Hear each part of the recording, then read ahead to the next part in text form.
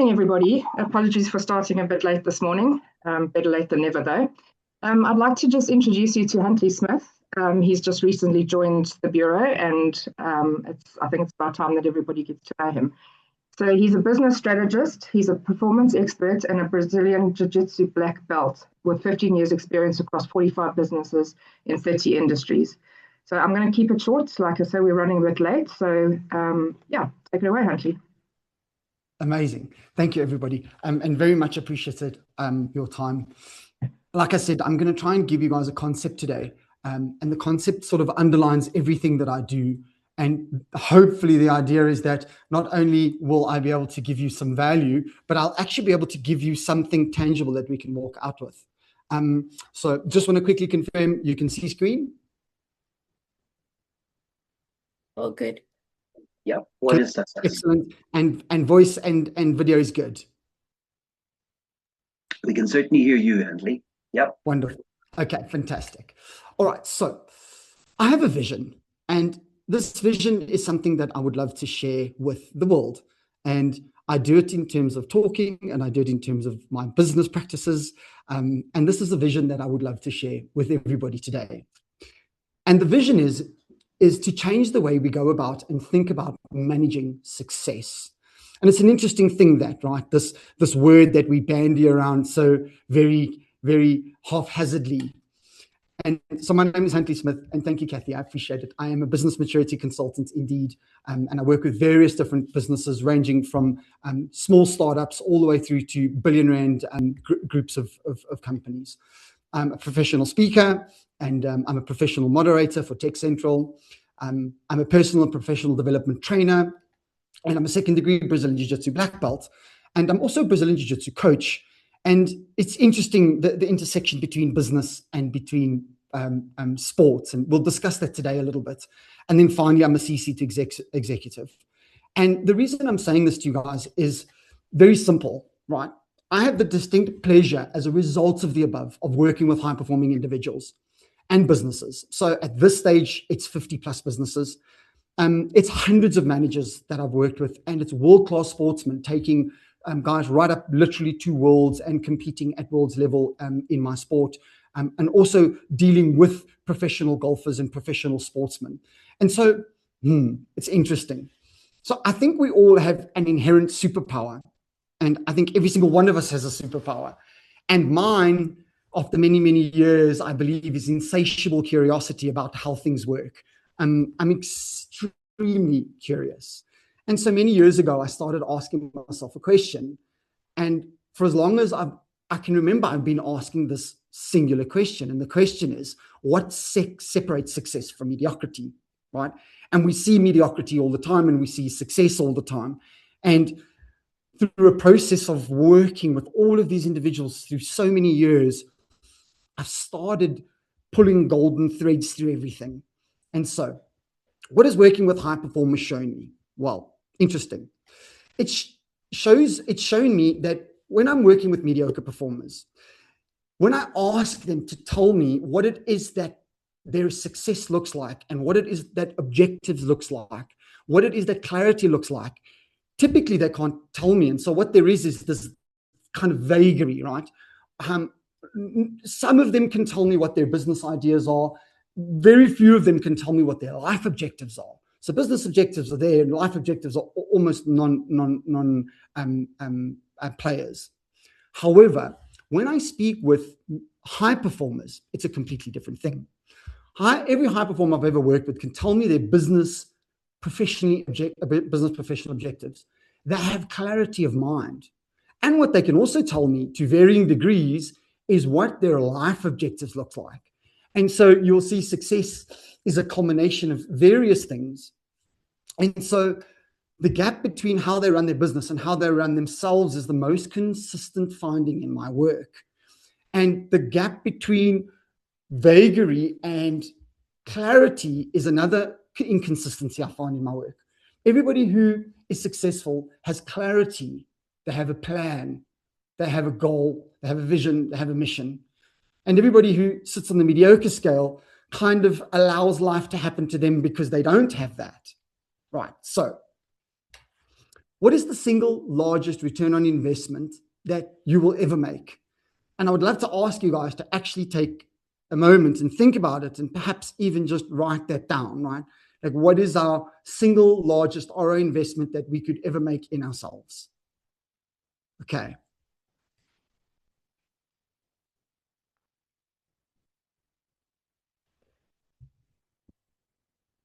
Right. So the first question every business asks, always, and has to ask is, what does success look like? And it's such an interesting question. It's such an easy question, right? But ultimately, the complexity around this question is the other thing. So success is an unbelievably difficult thing to quantify if you don't know what it looks like. But if you have a very clarity, comprehension in terms of what that looks like, well, that's a completely different thing. So let's think about it. We need clear objectives. Without it, you cannot build a plan. So every single business needs clear objectives. We need defined metrics, right? Without that, you cannot measure progress. And we think about it, these are very standard things, and everybody listening to this call works in business. These are very self-evident things that I'm saying to you. Well, we need an objective. Good. We need metrics, and we need to be able to measure those metrics. And we need known or predicted outcomes, right? That is a standard set of what success would look like. And I'm not telling you anything new. However, bear with me. But most people never actually ask themselves what success looks like. And when they do, they default to one metric. Okay. Anybody want to hazard a guess what the success metric is to the world right now? Anybody? All right. The Peace success would be one of them. default. Sorry, Paul, go for it.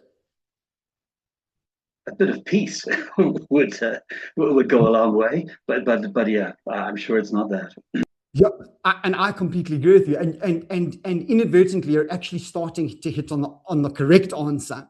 The incorrect answer is just simple that it's this professional, right? It's income, it's title, and it's status. And that is the one-dimension trap. It is the singular thing that most people use to try and define what success looks like. But the problem with that is all the other alternative success metrics are either not known, or if they are known, they simply get ignored.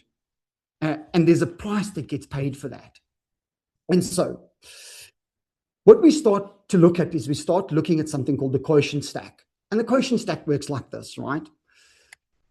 We have something called intelligence quotient, and we're taught about this when we're young, and we're taught that we have a cognitive capacity, and that cognitive capacity is something that you're basically burdened with and can never change. And this is a lie. You can increase your IQ, and it is something that you can develop over time, albeit that it just takes a little bit of effort, right? Then enter a little bit later comes a guy by the name of Daniel Goleman. And Daniel Goleman introduces to the world emotional quotient, which is our relational intelligence and how it is that we manage the relationships in and around our lives. The latest thing that is coming up, and you will be hearing a lot of, and I also do talks on, is AQ. And adaptability quotient is the ability to manage change. And you can think that in today's day and age, with the advent of technology and with the advent of AI and the way the world is changing, this is going to become a very, very, very important thing, right? So we sit around a boardroom when we're hiring somebody and we talk about their IQ, their ability, their knowledge, their skills, their competency. We speak about their EQ. We will now start talking about their AQ. And then there is another level, and this is the level that I'm so passionate about. But before we do that, let's answer your question. What is the single largest return on investment you will ever make? Well, it's you. The highest ROI you'll ever generate is in yourself. And we know that, and self-evidently we know that. We know that people who invest massive amounts of time and energy in themselves over the long run win. Okay, we absolutely know this. But what we would do is we would rather choose things that are easier to do than generate a little bit of a plan for ourselves. So here's a question. Should we then have a framework that we use for ourselves? And it is self-evident that we should. And if yes, what could success look like for a framework? Okay, and so I gave this a lot of thought for many, many years.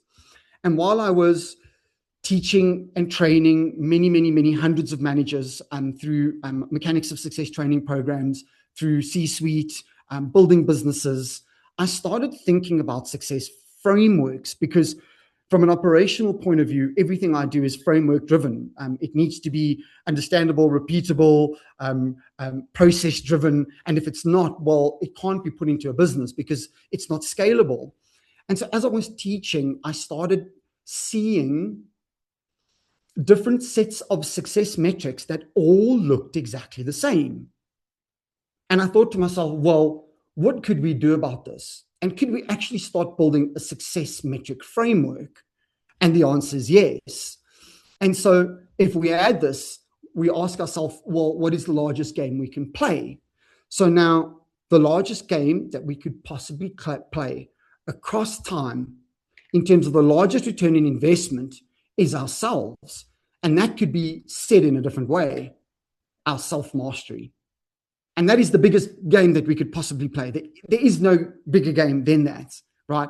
And the other thing I found in self-mastery that is interesting is many people run around trying to find purpose and visions and missions and all these wallpaper words. And in the absence of having a vision or having a mission or having something, could you not take on a pseudo mission or a pseudo game? And if that game was self-mastery, well, you could win every single time. And so I have a vision that one day we're sitting around talking about SMQ, our self-mastery quotient, and discussing what our self-mastery quotient level is at the moment. All right, so let's get into the details of what this looks like. So how a business runs. And we're all very, very competent and inherently understanding of how a business runs. And a business runs as follows, right? We need to have clear objectives and a vision. We need to have a business plan, which needs to be written and reviewed. We need to have monthly, quarterly, annually reviews. We need defined departments. We need performance metrics per department. We need performance metrics per person, right? And when something is broken, well, we need to fix it, right? So if a department or a process is broken, we fix it. Now, everybody sitting on this call right now is inherently problem and process fixers. It's what you do. We come up with a problem, we sit around a table, we discuss how to fix it, and we fix it, right? We are inherently process and problem fixers, right? So do we all agree that this is how we should run a business? And the answer is yes. Why? Because it's repeatable, it's scalable. And if all businesses do these fundamental core things, to a large degree, they will be more successful than others. Well, your life runs exactly the same way, precisely the same way. What if you have no clear life direction? Well, what do we do then? What if your mental health fails? What if your health breaks down? What if your core relationships fail? What if your professional growth stalls? What if you lose your sense of purpose, or alternatively, haven't even found that sense of purpose? Well, you and everything around you suffers. And the beautiful thing about speaking to business people about the self-mastery quotient is inherently you already know what success looks like. You already know how to run a business. You already know how to run a department. You completely understand that. And what if we took that business sense and just simply transposed it over and said, well, shouldn't we just run our life in exactly the same way? Well, the answer should be yes. So let's look at that. So you need to start thinking of yourself as Huntley Smith Incorporated. Each life category is essentially a department. And if any department underperforms long enough, the whole company suffers. So what should our departments look like? Self-evidently mental. And this is the first thing. This is your operating software, right? The next thing we should look at is physical. This is the meat vehicle, this one that we've been given. And without it, we have a real big problem. And, you know, when I'm doing training, I often ask people, well, what happens if you don't go to work for 2 months? What should your company do? It's a difficult question, isn't it? What happens if you don't go to work for 3 months? What should your company do? And at what point does your company policy just stop paying you?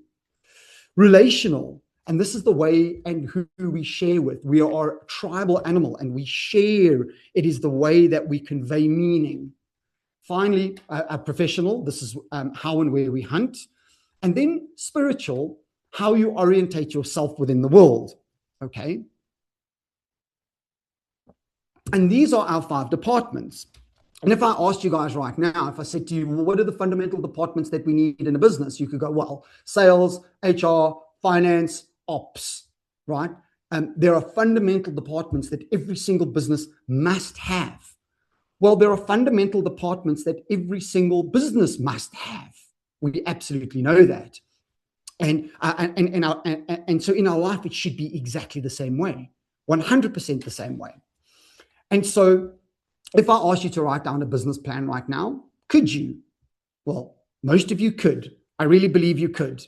But if I asked you to write down a life plan right now, could you? Well, most people couldn't, and most people wouldn't. Well, because they don't even know where to start. Because the sheer idea of writing down a business plan is simply too complex for most people to even want to start. And the thing is, at this level, a business plan and a life plan are exactly the same thing if we're taking into account the fact that my life is huntleysmith.com. It's my IP.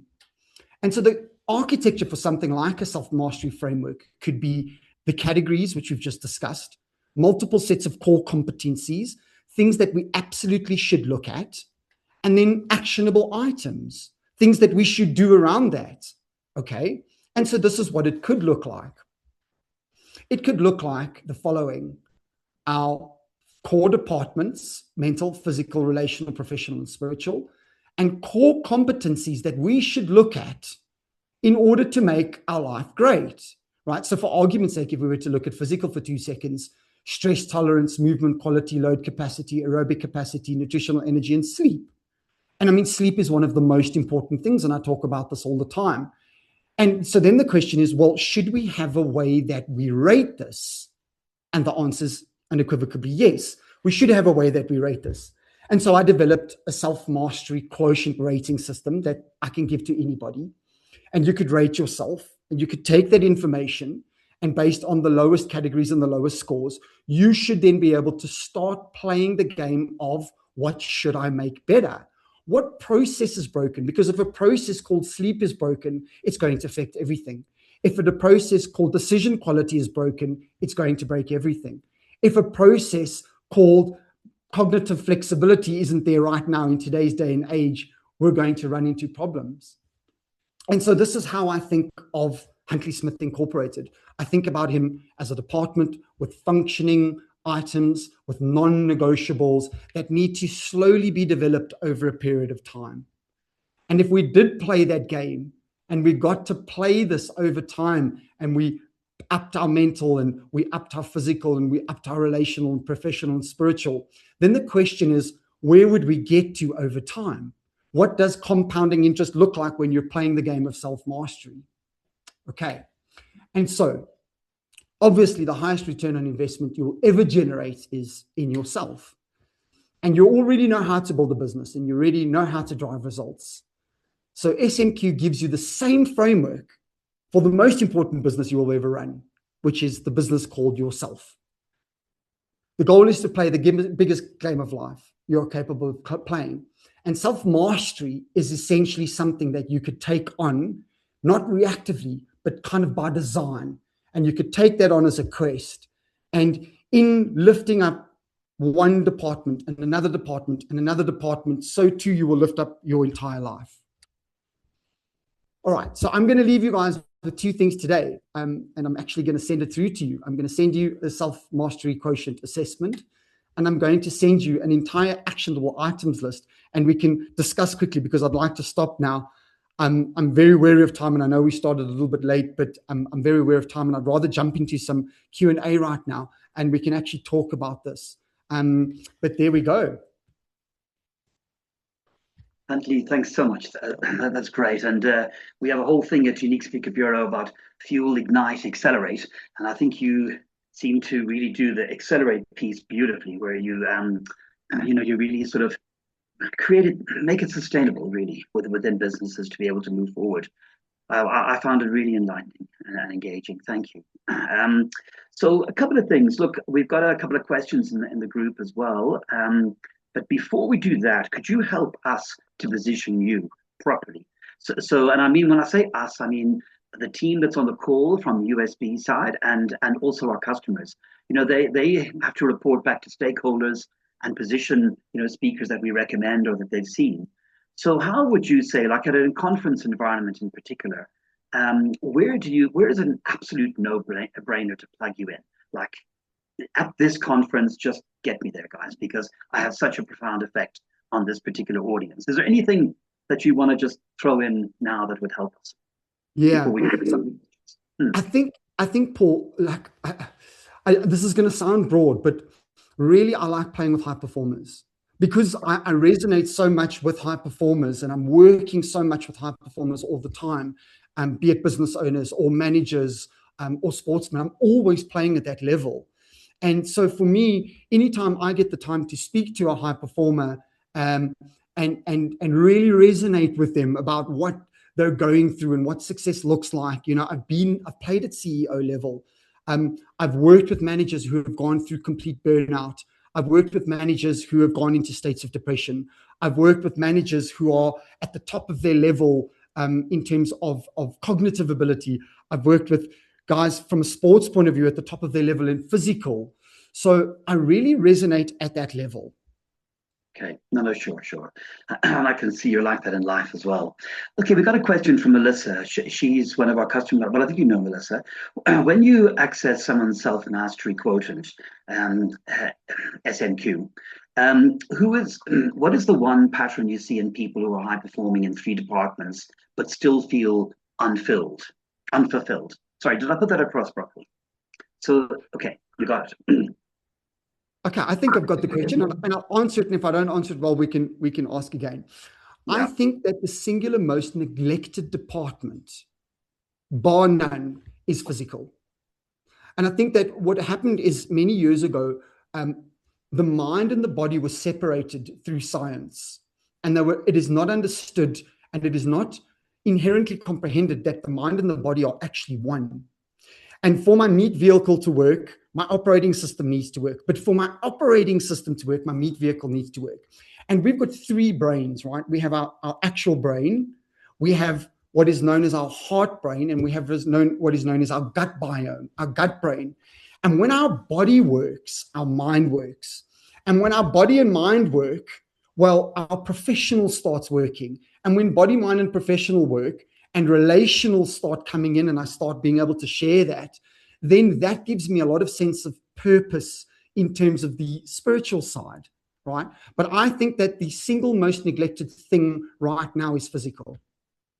It's physical. I don't know if I answered the right question.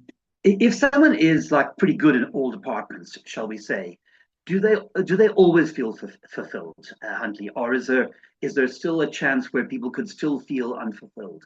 Do you ever come across that? I'm not sure that's Melissa's question, but I just want to just check on that. Yes, and I think that has got to do with the understanding of what success is.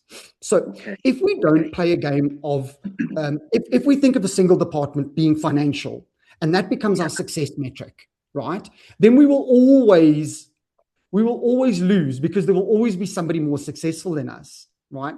But if I understand that success is found in each one of my departments, and if I can be present in and focused on and design programs around each one of these departments, then the sense of fulfillment increases exponentially. Number 1. Number 2, sense of purpose and fulfillment is also found in doing hard things. And the more we do soft things in today's day and age, which has been designed for, the less sense of purpose we get. And I promise you when I say that is true. Thank you. Well, look, they're firing in, and we've only got a couple of minutes. But do you believe, this is from Sarah, do you believe true professional excellence is possible without personal self-mastery, or are the two inseparable? Inseparable. Yeah. Absolutely inseparable. Yeah. I think so if I look at the billionaires I work with, they all play a massive game of self-mastery. Massive, massive. The multimillionaires all play a game of self-mastery. The best of the best of sports all play a game of self-mastery. And that's not to say that they play all the game, but they're playing a far better game than most. Got you. But to neglect that is at your peril. Yes. And then a quick question from the listeners. What advice would you give someone that has put aside their own values in order to deliver on the organization's expectations? Okay. There is a time That comes place. up a lot. Yeah. Okay. So I have a concept called the magic of sevens. And the magic of sevens works like this. Yeah. Paul, if I said to you right now, you're a 5 out of 10, would you like that? No. 5 is mediocre. If I said to you that you're consistently a 10 out of 10, would that be honest? No, exactly. It's not doable, right? So to be a 5 is mediocre, and to be a 10 all the time is burnout. And so the magic of sevens is this.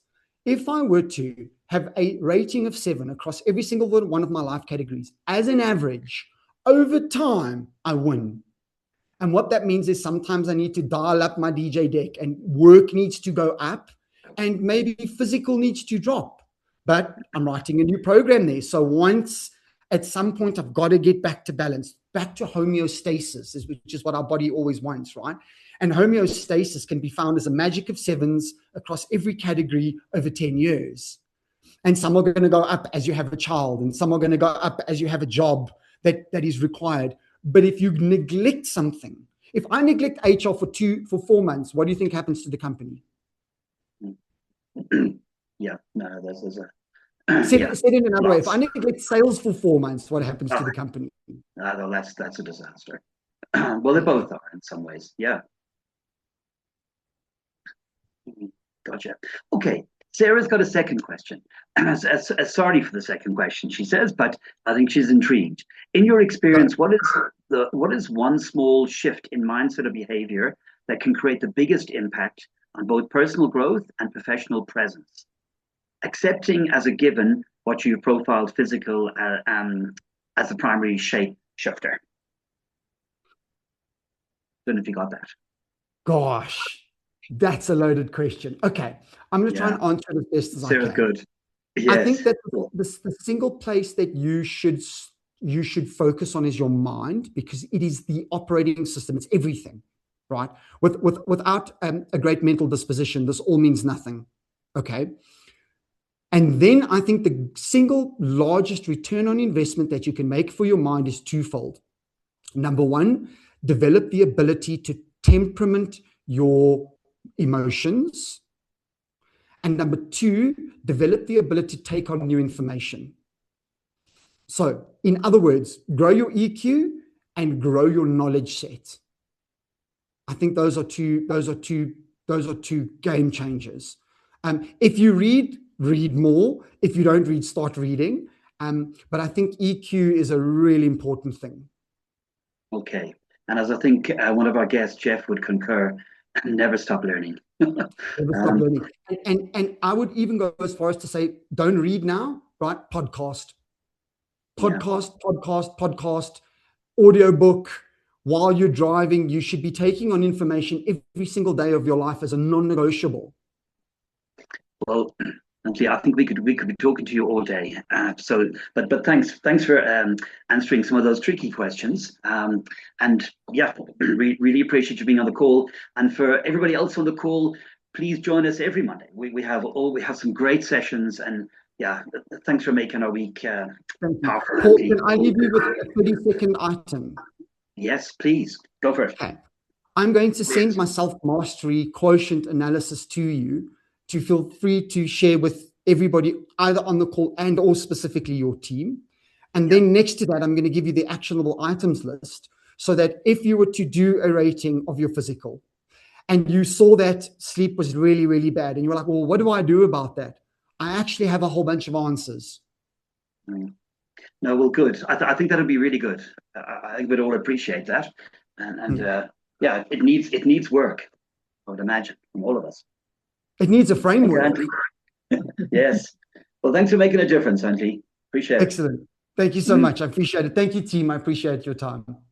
Thank you, everyone, for the call. Bye for now. Ciao, bye.